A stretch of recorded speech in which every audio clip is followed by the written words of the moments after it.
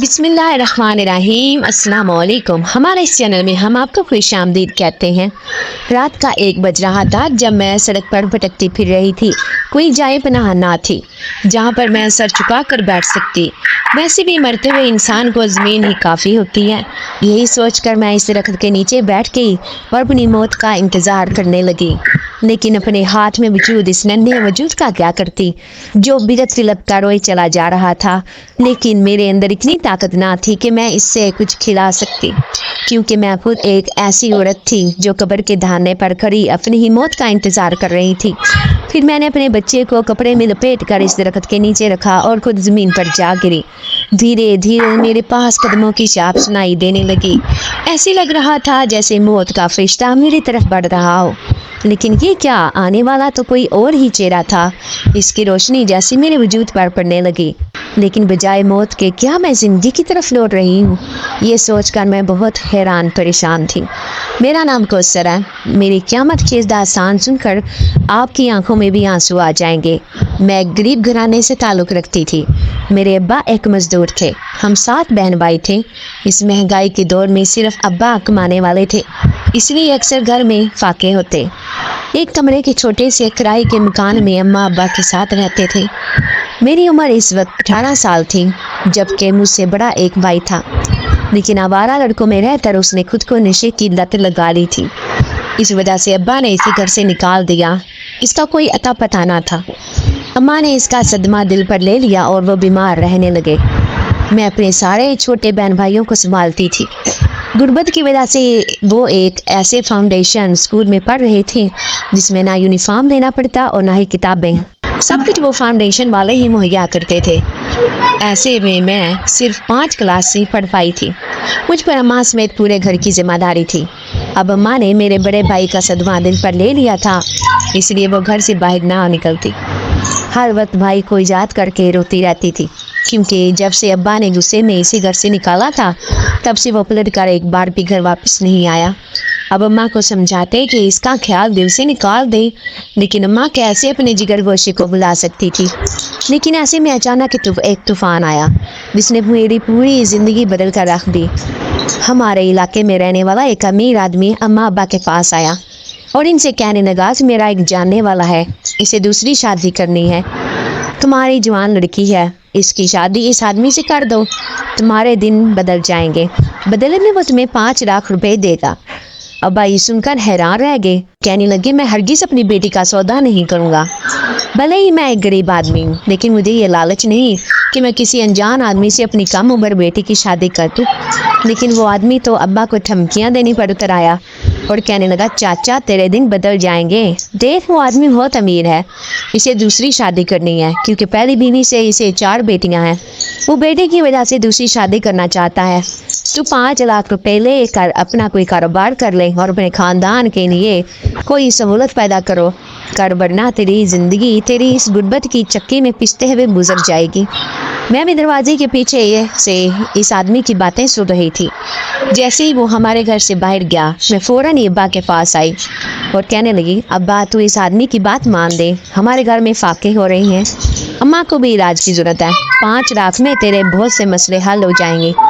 لیکن ابا بہت پریشان تھے، کہنے لگا تجھے کیسے ایک شادی شدہ آدمی سے بیاہ دوں، ابھی تیری عمر ہی کتنی ہے۔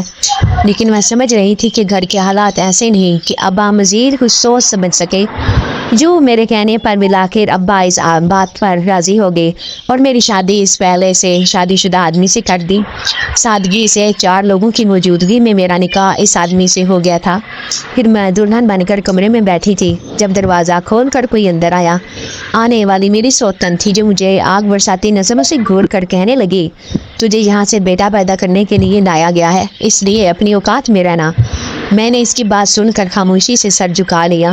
وہ مجھے دھمکیاں دیتے ہوئے چلی گئی کہ اگر میرے شوہر کے دل میں جگہ بنانے کی کوشش کی تو میں تیرا حشر برا کر دوں گی۔ وہ شاید دل سے شادی پر راضی نہ تھی، لیکن میرے شوہر نے آ کر بڑی نرمی سے مجھ سے بات کی اور پھر رات گزار کر صبح ہوتے ہی کمرے سے باہر چلا گیا۔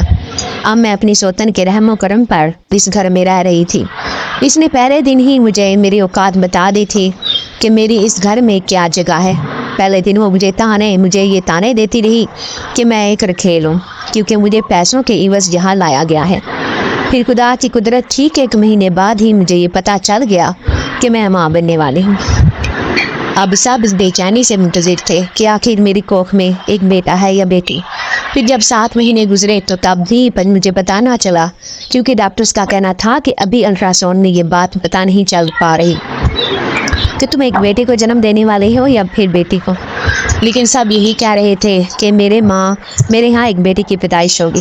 पूरे 9 महीने तक मेरे शोहर ने बहुत ख्याल रखा, लेकिन जैसे डिलीवरी का वक्त हुआ और इन्हें पता चला कि मेरे यहाँ एक बेटी ने जन्म लिया है, तो अचानक सबका रवैया मेरे साथ बदल गया। मेरा शोहर अस्पताल में ही मुझे छोड़कर चला गया था। बाकी सब भी एक एक करके अपने घर चले गए। अब मैं बेयारो मददगार अपनी नन्ही बेटी के साथ अस्पताल में पड़ी थी।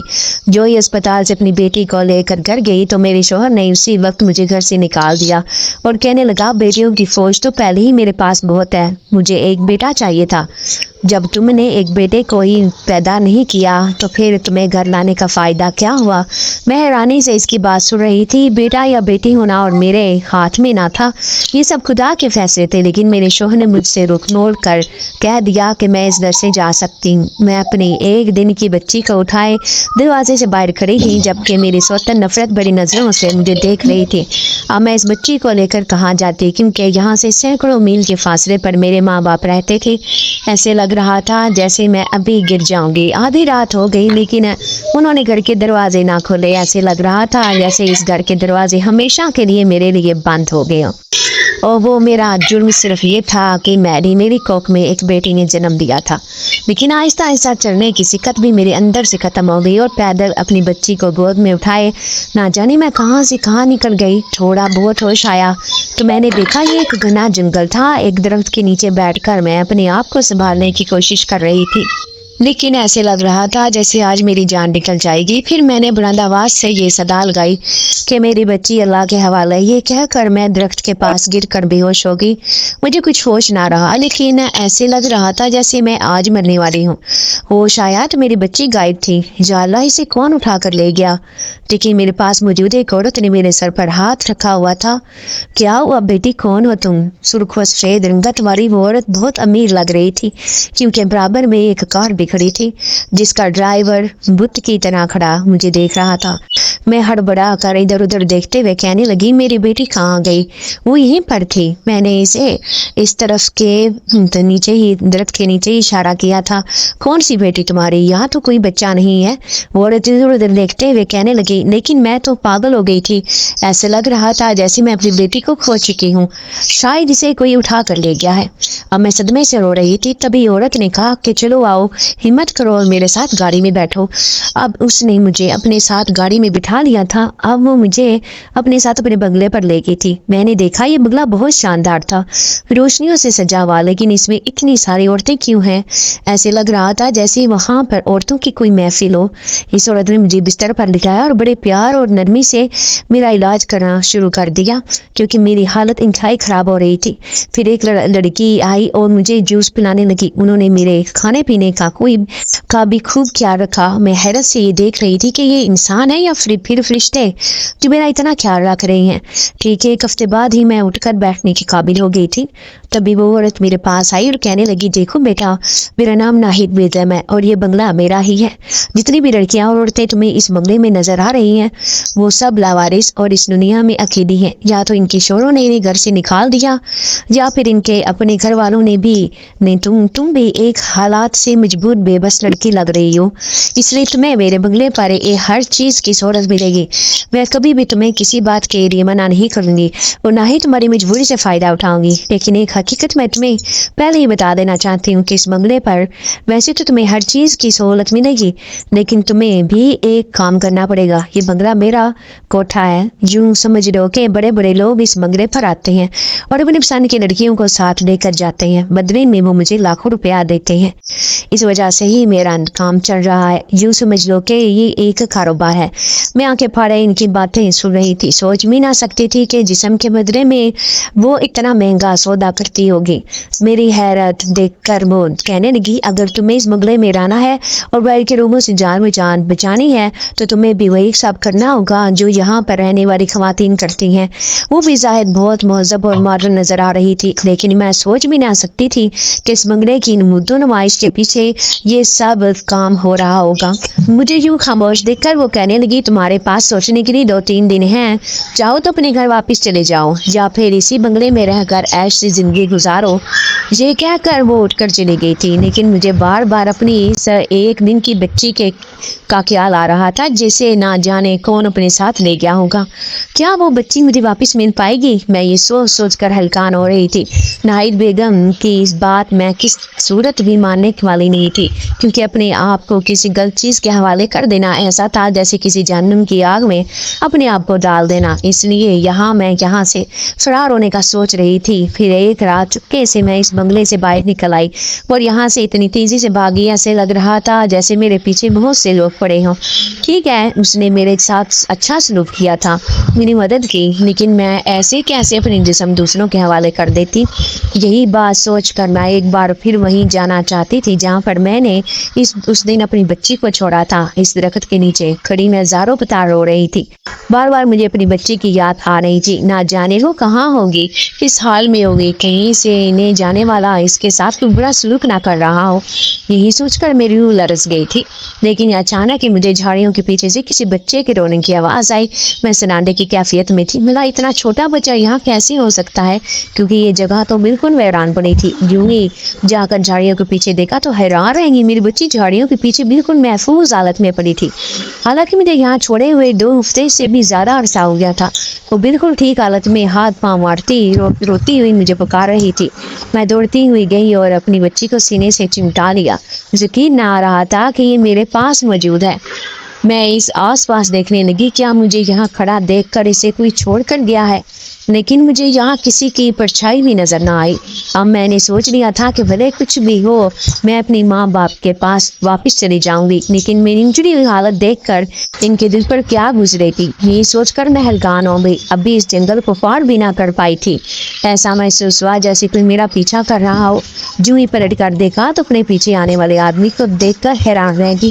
وہ مجھے پکارتا ہوا میرے پاس آیا اور کہنے لگا یہ بچی تمہاری ہے؟ دراصل میں اسے اٹھا کر لے گیا تھا کیونکہ یہ لاوارث حالت میں اس درخت کے نیچے پڑی تھی اور تمہاری حالت بھی ٹھیک نہیں تھی، لیکن جب میں واپس اس بچی کو اپنے گھر چھوڑ کر تمہیں دیکھنے آیا تو تم وہاں سے جا چکی تھی، لیکن آج میں راستے میں تمہیں آتے ہوئے دیکھ لیا تھا، اس لیے میں تمہیں پہچان گیا، جب ہی تو یہ بچی تمہارے حوالے کر دی۔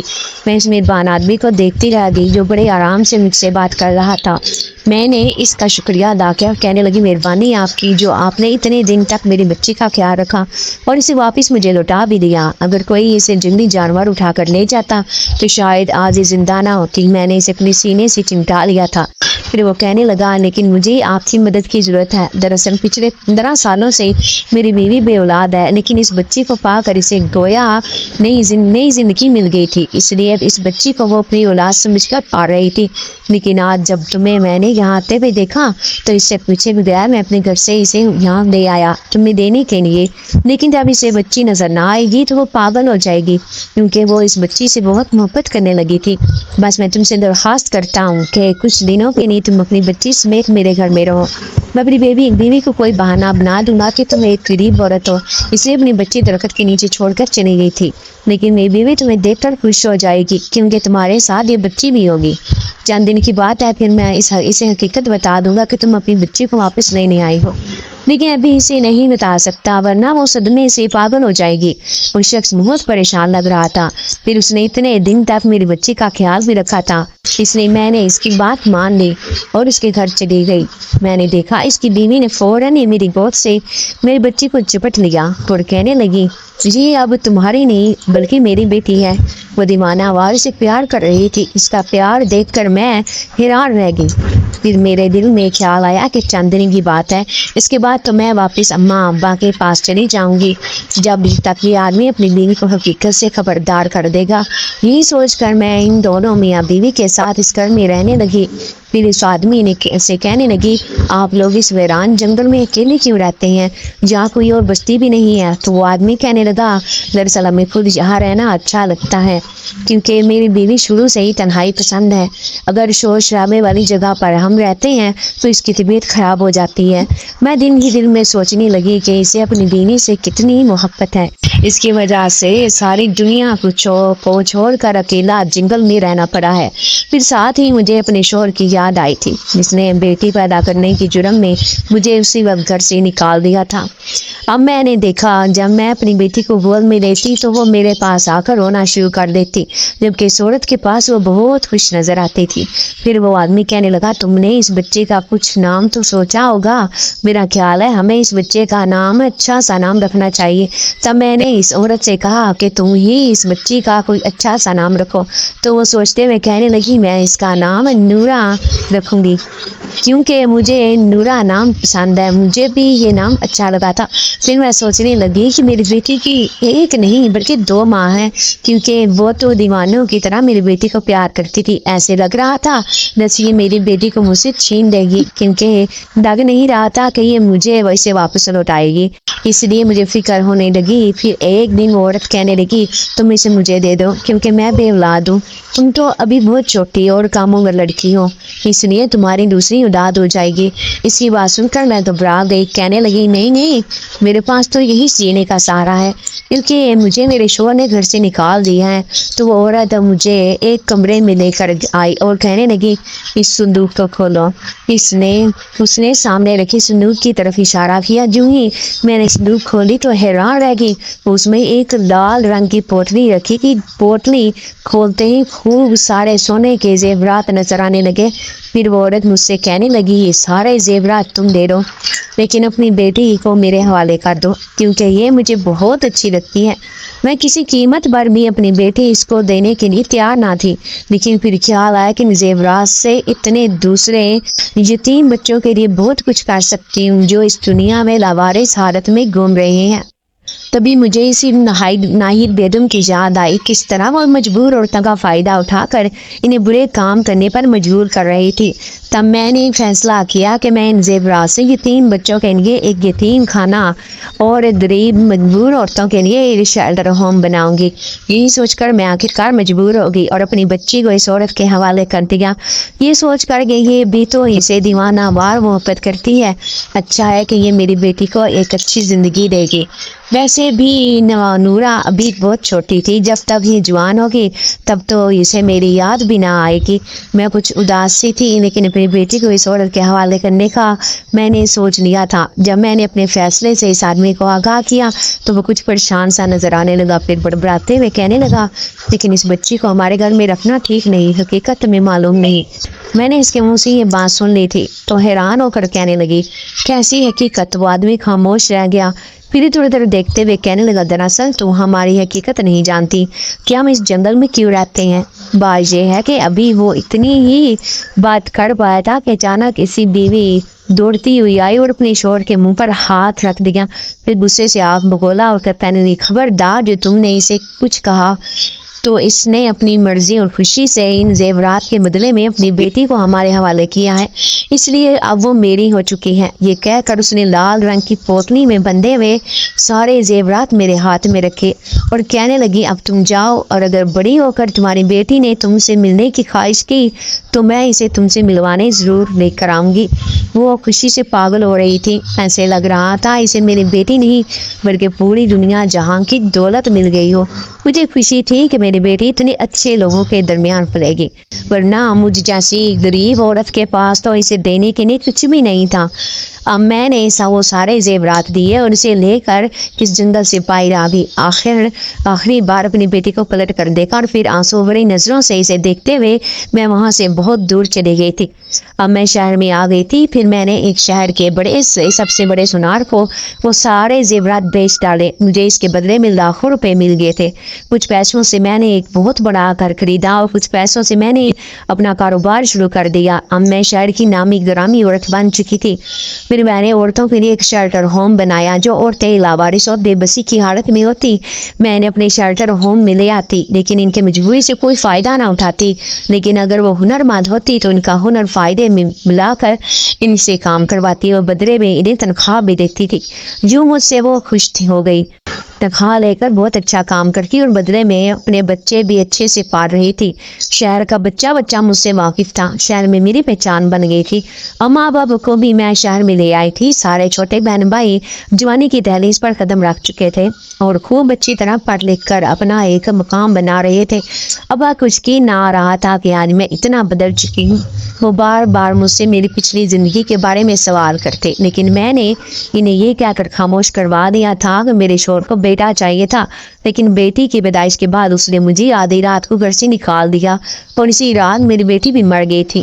جب اس بات کو پورے 5 سال گزر گئے تو ایک دن میرا شوہر مجھ سے ملنے آیا اور کہنے لگا کہ میں تمہیں واپس لینے آیا ہوں کیونکہ میری پیاری بیوی کا انتقال ہو گیا۔ یہ سن کر میں حیران رہ گئی، یقین نہ آ رہا تھا کہ وہ عورت مر چکی ہے، وہ جو کبھی سوتن مرد میری زندگی میں آئی تھی، وہ جس نے مجھے آدھی رات کو گھر سے نکالا تھا۔ پھر وہ مجھے کہنے لگا کہ مجھے میری بیٹی سے ملواؤ۔ میں نے اس کی طرف نفرت سے دیکھا اور کہنے لگی تمہاری بیٹی اسی دن مر گئی تھی جس دن تم نے مجھے آدھی رات کو گھر سے نکالا تھا۔ آج وہ میری شان و شوکت دیکھ کر حیران رہ گیا تھا۔ پھر کہنے لگا اتنی ساری دولت تمہارے پاس کیسے آئی؟ تم تو ایک غریب مزدور کی بیٹی تھی۔ میں نے اسے کہا کہ قسمت خدا بدلتا ہے، انسان نہیں، اور اس خدا نے نہیں میری قسمت بدلی ہے۔ یہ کہہ کر میں خاموشی سے پلٹنے لگی تھی کہ اچانک اس نے مجھے آواز دے کر روکا اور کہنے لگا لیکن 4 بچیاں یتیم ہو گئی ہیں کیونکہ ان کی ماں سر پر نہیں، کیا تم ان کے سر پر ہاتھ رکھ سکتی ہو؟ تم نے یہاں پر بھی وہ لاوارث اور 3 بچیوں کے سر پر ہاتھ رکھا ہوا ہے۔ یہ بات سن کر میں پلٹنے پر مجبور ہو گئی تھی۔ پھر میں نے ان بچیوں کو بھی اپنے پاس رکھ لیا جو میری سوتن کی بیٹیاں تھیں، لیکن جب انہیں دیکھتی مجھے میری اپنی نورا یاد آتی، نہ جانے وہ کیسی ہوگی، کس حال میں ہوگی۔ پھر دھیرے دھیرے وقت یوں گزرا کہ پتہ ہی نہ چلا۔ اس بات کو پورے 15 سال گزر گئے۔ ہمیں شہر کی سب سے دولت مند عورت بن گئی تھی۔ میرا شوہر بھی حیات نہ تھا، لیکن اس کی 4 بیٹیوں کو میں پال رہی تھی۔ اس کا اور میرا رشتہ فقط میری بیٹی کی وجہ سے تھا۔ جب اس نے 1 سال کے لیے مجھے بیٹے کی خاطر اپنے گھر میں رکھا، اس کے علاوہ ہمارے درمیان کوئی کبھی رشتہ ہو ہی نہ سکا۔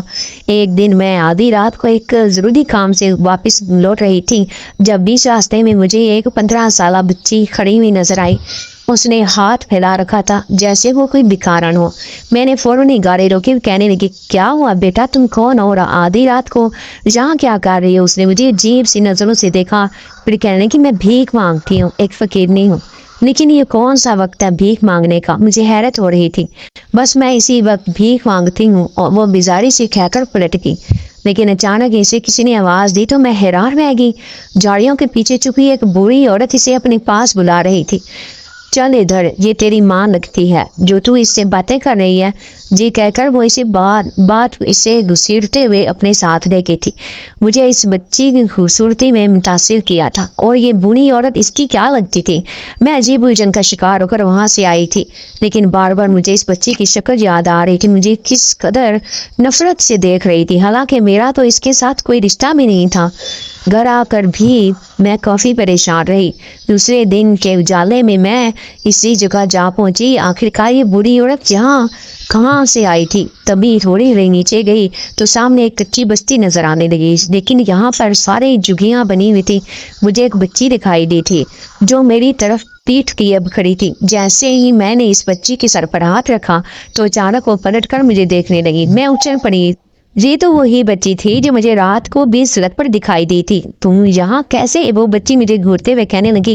میں اس کی تیز آواز پر گھبرا گئی، پھر کہنے لگی میں تمہیں لینے آئی ہوں۔ دیکھو تمہارے جیسی عمر کی بچیاں اسکول میں پڑھائی کرتی ہیں، لیکن تم سڑک پر بھیک مانگتی ہو، آخر کیوں؟ اور وہ بوڑھی عورت کون تھی جو تمہیں یوں گھسیٹتے ہوئے لے گئی تھی؟ اس نے سامنے دیکھا، پھر کہنے لگی میں یہیں پر رہتی ہوں اور مجھے یہاں چھوڑنے والے میرے اپنے ماں باپ تھے۔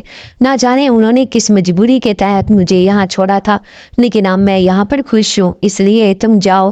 میں نے دیکھا اس کی آنکھوں میں آنسو تھے، لیکن اس کے آنسو دیکھ کر میرا دل تڑپ اٹھا تھا۔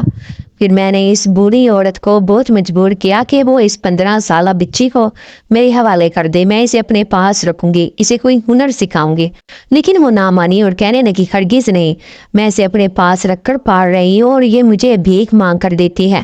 وہاں سے مایوس ہو کر میں گھر لوٹ آئی، لیکن نہ جانے کیوں میرا دل اتنا بے چین ہو رہا تھا۔ پھر اس رات میں سوئی تو ایک ایسا واقعہ میرے ساتھ پیش آیا جس نے مجھے ہلا کر رکھ دیا۔ میں کمرے میں سو رہی تھی جب کسی نے دھیرے سے کمرے کا دروازہ بجایا۔ میں سمجھی کہ شاید میری ملازمہ ہے جو کہ اکثر رات کو میرے گھر میں ہی رک جایا کرتی تھی۔ نیند میں پوچھنے لگی کہ کون ہے، تو کوئی جواب ہی نہ آیا۔ ابھی تھوڑی دیر بعد اچانک ایسے لگا جیسے کسی نے میرے وجود کو جھنجھوڑ کر اٹھایا ہو۔ میں نے پلک جھپکتے میں ہی آنکھ کھول دی تھی، لیکن سامنے نقاب پوش عورت کو دیکھ کر مجھے نیند آ گئی۔ کون ہو تم؟ میں خوفزدہ لہجے میں سے کہنے لگی، لیکن اچانک ہی سامنے دیوار پر نظر پڑی تو میرے رونگٹے کھڑے ہو گئے۔ وہاں بھی ایک نقاب پوش آدمی کھڑا تھا۔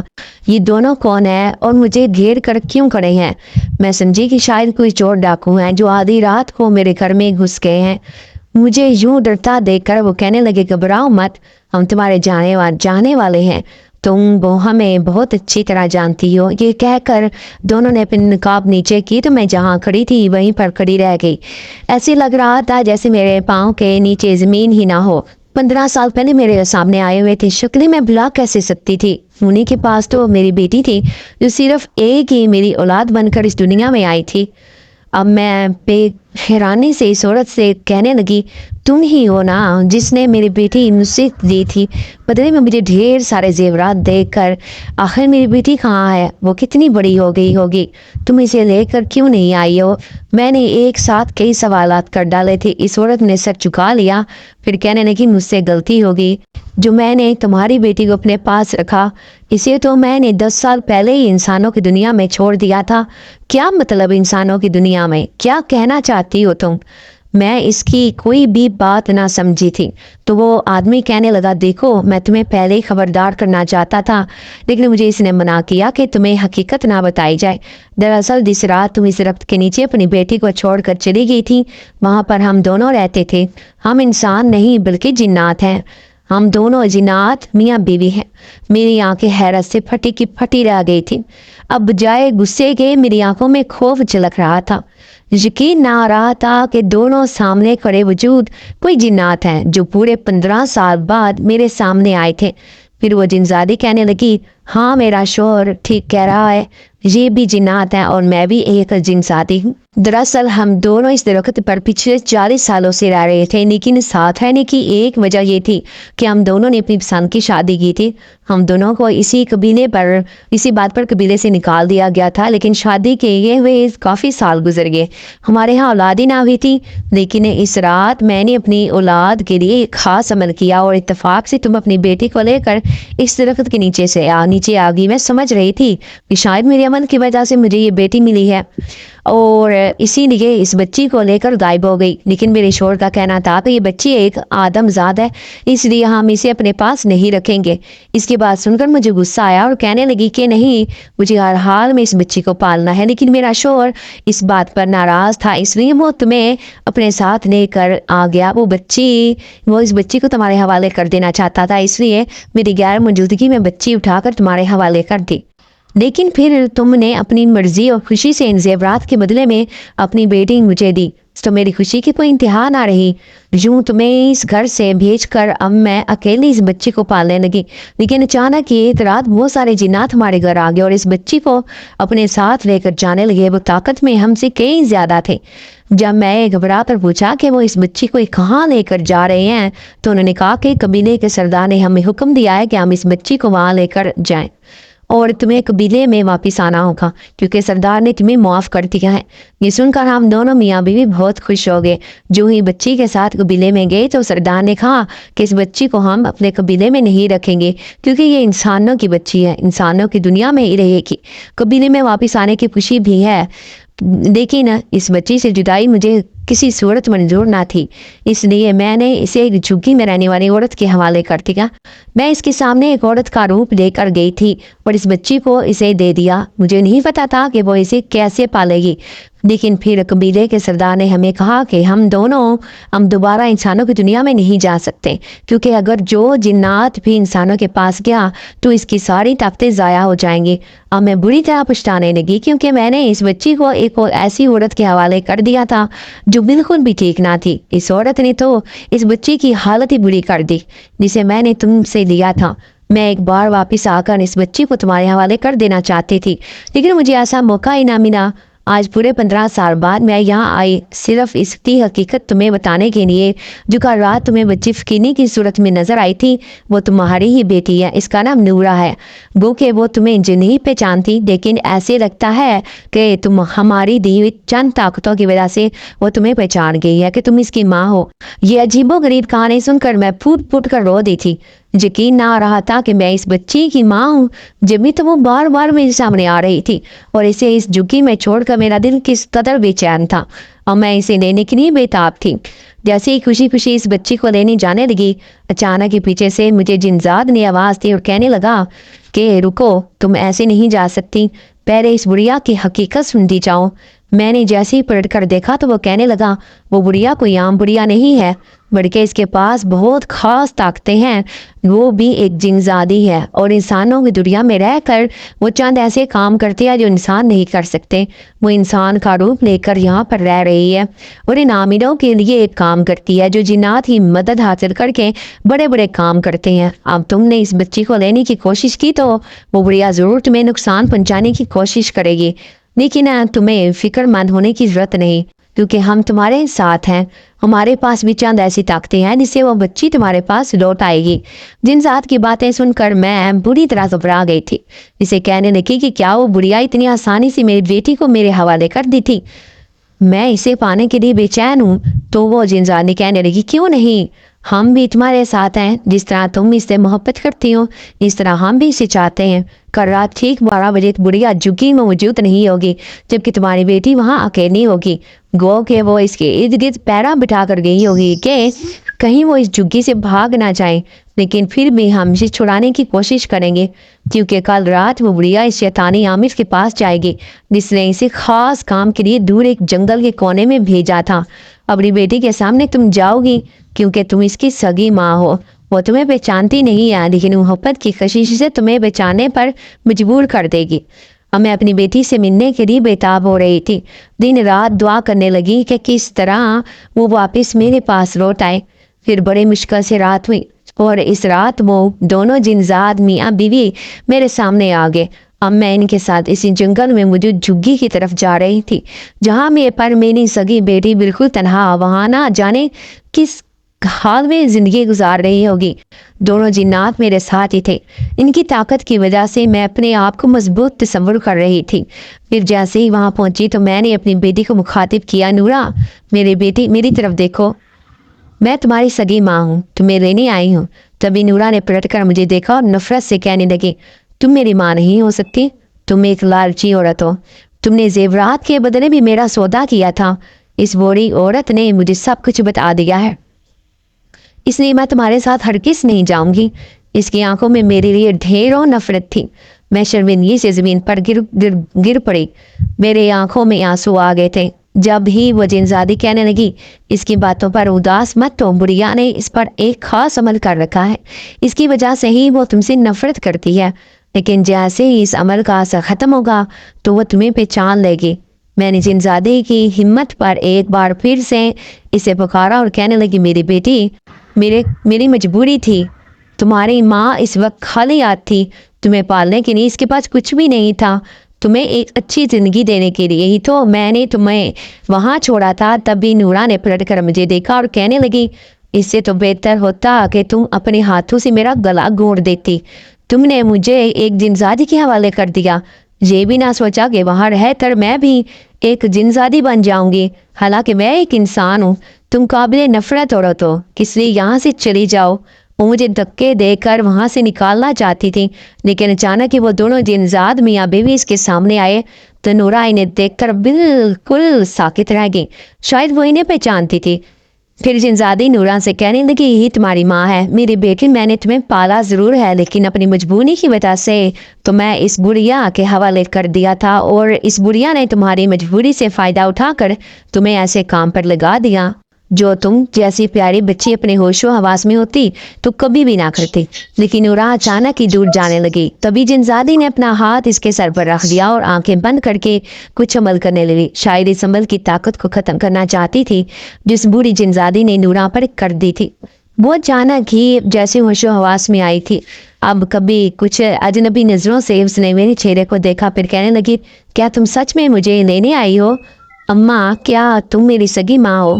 پھر روتے ہوئے کہنے لگی میں نے کئی سالوں تک اپنے ماں باپ کا انتظار کیا، میں ایک بے نام و نشان لڑکی تھی جسے نہ یہ نہ پتا تھا کہ اس کی ماں کون ہے اور نہ ہی باپ کا، لیکن آج تمہیں دیکھ کر ایسا محسوس ہوتا ہے جیسے تم میری سگی ماں ہو۔ میں نے اسے گلے سے لگا لیا اور کہنے لگی میں نے تمہارے لیے بہت تڑپ تڑپ کر انتظار کیا، میں نے صرف اس جنزادی کو تمہیں اس لیے سونپا تھا کیونکہ میں سمجھتی تھی کہ یہ ایک عورت ہے، تمہیں اپنی بیٹی کی طرح پال پوس کر جوان کرے گی اور تمہیں ایک اچھی زندگی دے گی، میں اس کے سرے سے واقف نہ تھی۔ نورا ہچکیوں سے روتے ہوئے کہنے لگی لیکن میں اب انسانوں کے درمیان نہیں رہ سکتی، میں نے اپنی زندگی کے 15 سال جنات کے درمیان رہ کر گزارے ہیں، پہلے مجھے پالنے والے 2 جنات میاں بیوی تھے اور اب یہ بوڑھی جنزادی جو بہت مکار اور چلاک ہے، وہ مجھ پر بہت ظلم بھی کرتی ہے، اس نے میرا جینا حرام کر رکھا ہے، اور میں انسانوں کی طرح رہنے کے قابل نہیں رہی۔ اس کی یہ مایوس باتیں سن کر میرا کلیجہ پھٹ پڑا اور کہنے لگی نہیں تم میرے ساتھ میرے گھر میں رہو گی، یہ دونوں جنزاد بھی تمہارے ماں باپ ہیں، انہوں نے مجھ سے وعدہ کیا ہے کہ یہ سارے زندگی تمہاری حفاظت کریں گے، پر اس بوڑھی جنزادی کو تمہارے قریب بھی پٹکنے نہیں دیں گے۔ یہ سن کر اس کی آنکھوں میں بھی یقینی کی کیفیت تیرنے لگی تھی، تبھی جنزادی نے اس کے سر پر ہاتھ رکھا اور کہنے لگی اب تمہاری ایک نہیں بلکہ 2 ماں ہیں، ایک جنزادی اور دوسری تمہاری اپنی سگی ماں جو تمہیں بہت چاہتی ہے، تم سے بہت محبت کرتی ہے۔ اب ہم دونوں کی باتیں سن کر نورا کو یقین آ گیا تھا کہ وہ میرے ساتھ گھر جانے پر راضی ہوگی، میں تو گویا ہواؤں میں اڑ رہی تھی کیونکہ میری سگی بیٹی مجھے واپس مل گئی تھی۔ پھر میں نے اپنی اماں ابا سے اس کا تعاقب کروایا اور کہنے لگی دیکھو یہ تمہارے نانا نانی ہے، اب تم یہی رہو گی میرے پاس۔ پھر میں اسے اپنے ساتھ شیلٹر ہوم میں لے آئی تھی جہاں پر بہت سی عورتیں اور یتیم بچیاں ایک محفوظ ٹھکانے میں عزت والی زندگی گزار رہی تھی۔ پھر میں اپنی بیٹی کو دیکھتے ہوئے کہنے لگی تم نے 15 سال بہت مصیبتیں اور تکلیفیں برداشت کی ہیں میری بیٹی، لیکن ان 15 سال کے بدلے میں تم نے یہاں پر موجود سینکڑوں عورتوں اور یتیم بچیوں کو ٹھکانہ دیا ہے۔ اسے اس بات کی سمجھ نہ آئی تھی، پھر میں اسے سمجھاتے ہوئے کہنے لگی میں نے تمہیں اس دن زادی کے حوالے اس نے کیا تھا کہ بدلے میں اس سے وہ سارے زیورات لے کر میں بہت سی ایسی عورتوں اور بچیوں کی زندگی ویسے نہ ہونے دوں جیسے میری زندگی تھی۔ میری زندگی میں بھی ایک خوفناک واقعہ پیش آیا تھا جس کے بعد میری سوچ بدلی تھی، اس لیے میں نے تمہیں ایک اچھی زندگی دینے کے لیے اس دن زادی کے حوالے کر دیا تھا، لیکن یہ سب لوگ اتنی عزت سے زندگی گزار رہے ہیں کہ تمہاری وجہ سے، اس لیے تم قابل فخر ہو میری بیٹی۔ میں نے اسے اپنے سینے میں بھینچ لیا تھا، پھر اس نے اپنی نئی زندگی قبول کر لی اور اب وہ یہاں آ کر بہت خوش تھی۔ پھر دھیرے دھیرے میں نے اسے ساری دنیا کے طور طریقے سکھانے شروع کر دیے اور وہ اتنی ذہین تھی کہ جلد ہی وہ سب کچھ سیکھ گئی۔ پھر 5 سال اور گزرے، آج میری بیٹی 20 سال کی ہو گئی ہے، وہ بے پناہ خوبصورت اور ذہین لڑکی تھی، اس نے میرے شیلٹر ہوم کی ساری بھاگ دوڑ سنبھال رکھی تھی، وہ ساری عورتوں سے اتنی محبت سے بات کرتی ہے کہ سب لوگ اسے دعائیں دیتے ہیں۔ میں فخر سے اپنی بیٹی نورا کو دیکھتی ہوں، جنات کے بیچ میں رہ کر بھی اس نے اپنی سوچ کو نہ بدلا تھا، بظاہر اس بوڑھی جنزادی نے اس کی سوچ بدلنے کی کوشش کی تھی، اسے ایک مکار اور چلاک لڑکی بنانے کی کوشش کی تھی، لیکن پھر بھی یہ میری دعا ہی تھی کہ واپس وہ انسانوں کی دنیا میں لوٹ کر ایسی زندگی جی رہی تھی جیسے باقی لڑکیاں جیتی ہیں۔ آنے والی زندگی میں نہیں جانتی کہ وہ کیسے اپنے مستقبل کو روشن کرے گی، لیکن اس کی بڑی بڑی باتیں بتاتی ہیں کہ وہ آنے والے زمانے میں بہت سے ایسے کام کرنا چاہتی ہیں جس کی اس کی ماں کے پورے شہر میں بہت عزت ہو۔ اسے یہ معلوم ہو گیا ہے کہ اس کی ماں نے کسی مجبوری کے تحت بھی اسے دوسرے کے حوالے کیا تھا، مگر معلوم ہوتا کہ میری بیٹی اتنے سال تک جنات کے بیچ میں رہ کر زندگی گزارے گی تو شاید میں کبھی بھی اسے وہاں نہ چھوڑتی، پھر بدلے میں مجھے ہیرے جواہرات یا دنیا کے کوئی خزانہ مل رہا ہوتا۔ हाँ तो डियर व्यूअर्स, आपको आज की कहानी कैसी लगी? उम्मीद है बहुत अच्छी लगी होगी। इसे वीडियो को जल्दी से लाइक कर दो और जाने से पहले चैनल को जरूर सब्सक्राइब कर देना, ताकि मैं हर अपनी आने वाली वीडियो, अच्छी सी वीडियो आपको शेयर कर सकूं। तो अपना बहुत सा ख्याल रखिएगा, अपनी दुआ में याद रखिएगा और सब्सक्राइब करके जाना है। ओके, अल्लाह हाफिज़।